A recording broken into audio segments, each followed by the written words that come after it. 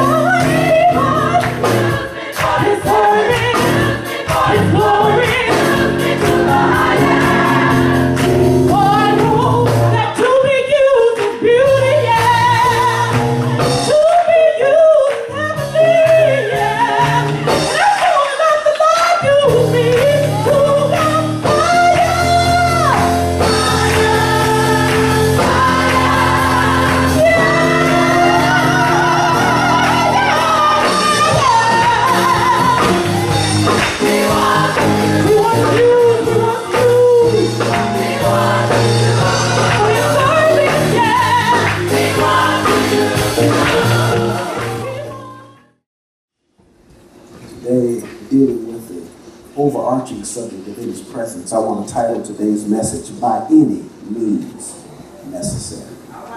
Thank you, deacons, ushers. You may be seated again. By any means necessary. As we deal with this subject and even look at this text, we can see clearly in the text that this man got to Jesus by any means necessary.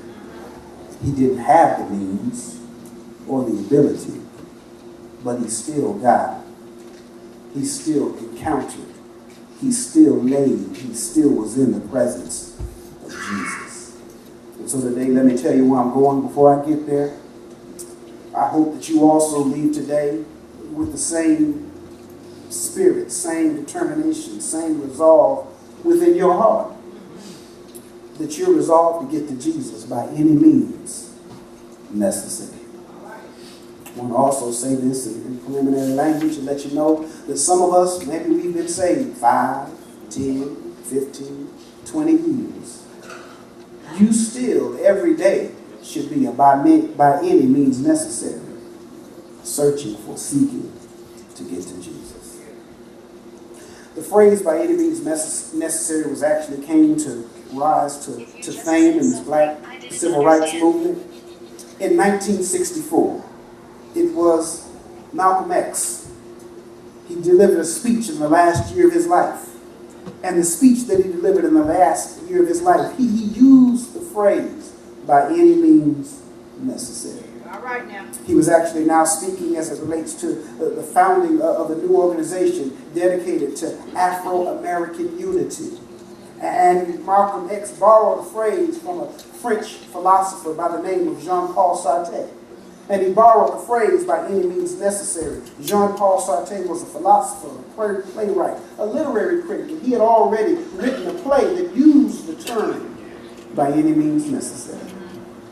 I believe that Malcolm X borrowed this phrase from Jean-Paul Sartre because I believe Malcolm X realized that problems that we deal with, in fact, problems that they were dealing with in that age, in 1950s, 1960s, I believe that Malcolm X realized that the problems were inherent.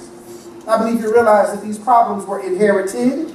I believe he realized that the problems were inundating and intertwined, intolerable, intimidating, insolent, and they were intended to be intruding. I believe that he saw that about the problems of that day and age, because all of these problems, they were intersecting ingredients that would not go away without some individual action. So I believe Malcolm X looked at the phrase, by any means necessary, and realized that there was no way that culture, there was no way that Afro-Americans, there was no way that black Americans could sit still, sit quiet, say nothing, do nothing, and expect for things to change. I believe that Malcolm X had that understanding when he coined the phrase. In fact, didn't coin, but when he borrowed the phrase, by any means necessary. But see, Malcolm X was dealing with civil rights. Well, so today I want to talk about your spiritual rights. Because if the phrase was good enough for your civil rights, isn't it equally good for your spiritual rights? You see, the question we have to ask, are you willing to get to the presence? Are you willing to get to the feet? Are you willing to get to Jesus by any means necessary? Any means necessary means whether you're rich or whether you're broke. By any means necessary. And any means necessary means whether you're doing well or whether you're doing bad.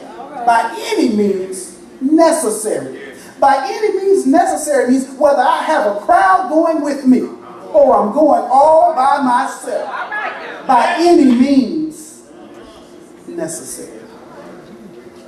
We have to be compelled. We have to get to Jesus. We have to get to God. We have to pursue Him by any means necessary. My co-worker, I have a co-worker, and my co-worker, she's an avid animal enthusiast. She has all kinds of animals, and she had a litter of puppies. On one day, she had a litter of puppies, and came to work one day, and she had been talking about her litter of puppies that she had, and I came to work one day, and she was out of her office, but my office is across the hall from her office, and I heard this whining coming from her door. There was a whining, there was a scratching. It was strange. And I'm sitting in my office trying to wonder who's here with me. There was a whining, there was a scratching at the door. But in this litter of puppies, there was one puppy that was born deformed.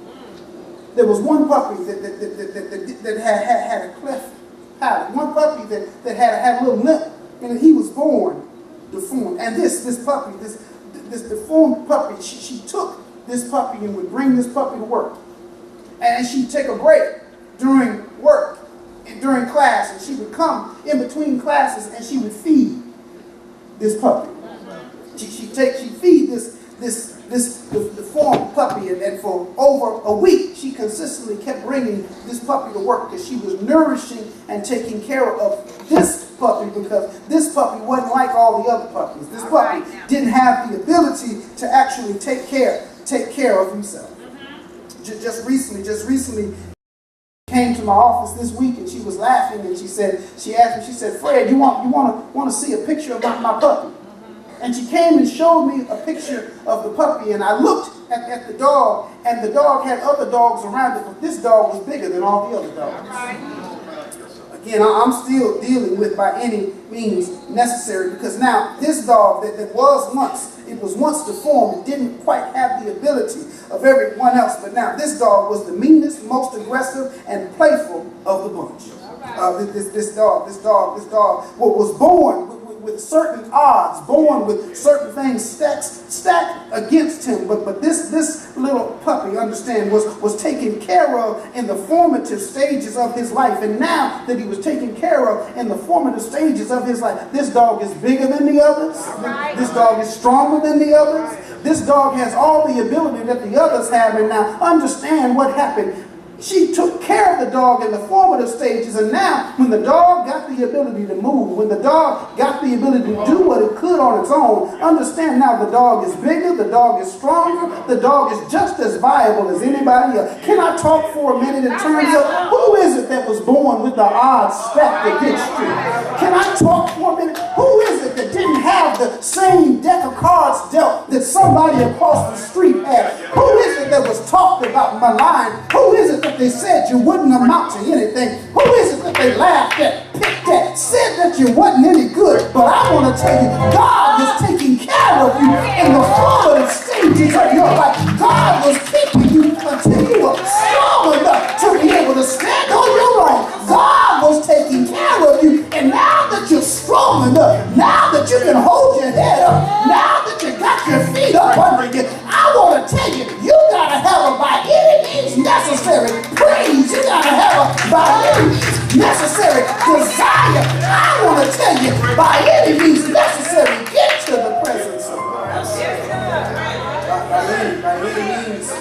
By any means necessary, we have to get to God's presence.